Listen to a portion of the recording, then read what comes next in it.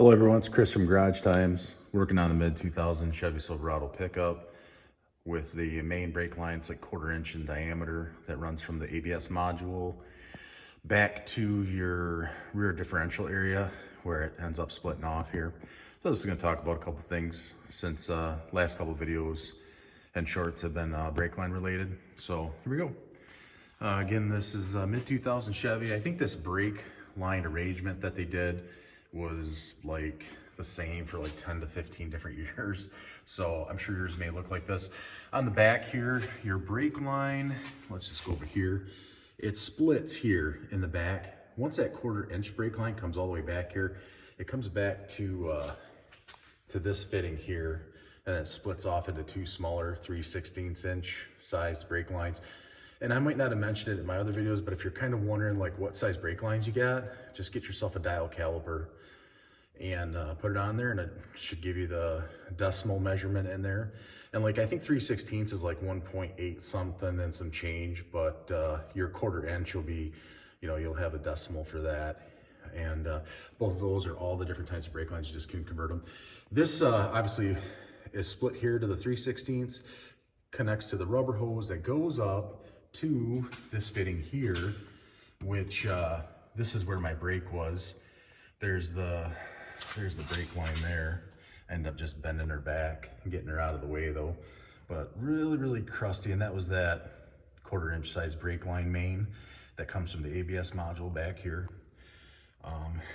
to this fitting here. And this was really rusty. I ended up I had to heat that up with an actual torch, like acetylene. You might be able to heat that up with MAP gas. And if you torch with the little blue propane bottles, it might take you quite a while, but you could probably do it with that. And just take your time when you get your wrench on that, on the fitting end. That's all stationary there, and your fitting is threaded into that. But get some vice grips on that so that just doesn't move around on you. And then on the fitting itself, just kind of work it back and forth after you heat it a couple times and quench it, and hopefully you'll be able to get it off without breaking it. But if you did break this, you can get a replacement component, and I believe that you could just, you come over here, you might be able to see it. There we go. It's just bolted on the frame there, and if not, you could tack up weld that bracket on, or if you had to drill it, you could. But so yeah, that's the back end here that you have to mess with. And that brake line like goes back like along the frame next to the gas tank up there. It is kind of a pain to run that line there because your gas tank's in the way.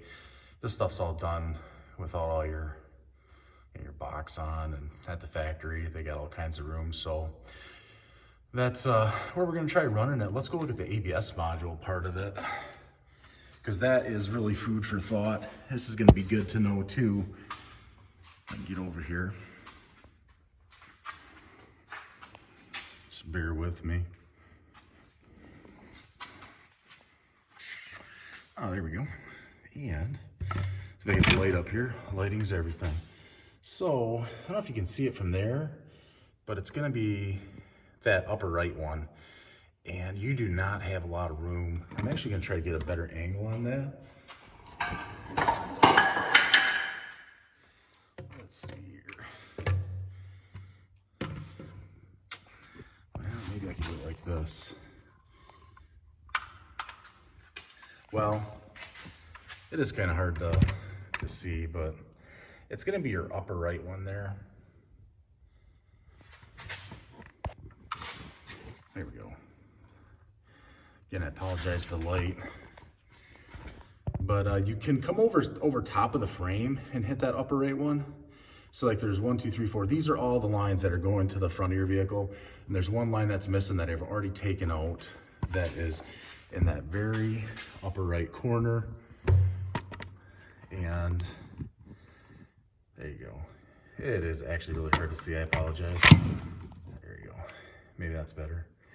So you can, that upper right one there, you can get yourself a socket wrench.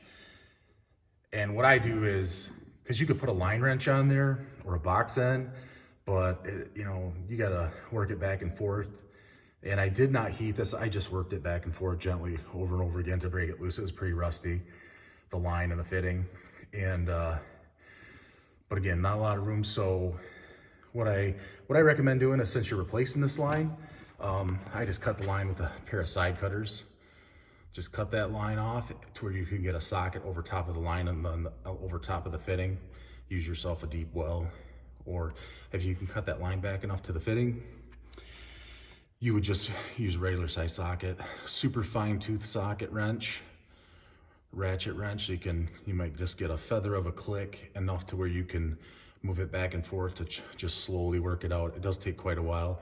Maybe if you had some stubbies, you could come over top of the frame, which is on the right there. You'd come over top of that frame, like on this side of it, and that body cavity is what I was running into with the longer style socket wrenches and box end wrenches and line wrenches. So I ended up coming under here, and I just used the super fine tooth wrench to get her loose. So I'm gonna get this back together and go from there. So when you do go to like bleed these out, I'm gonna have to open up both of the bleeder screws on the calipers. So these calipers aren't in too bad a shape, but as you can see, might be a little bit, these aren't bad. I replaced these not too long ago, but you will have to bleed them. And you'll want to start with the furthest brake caliper away from the driver or the master cylinder. And yeah, so good luck bleeding them. Make sure you let that pedal come all the way up and push her all the way down and hold it.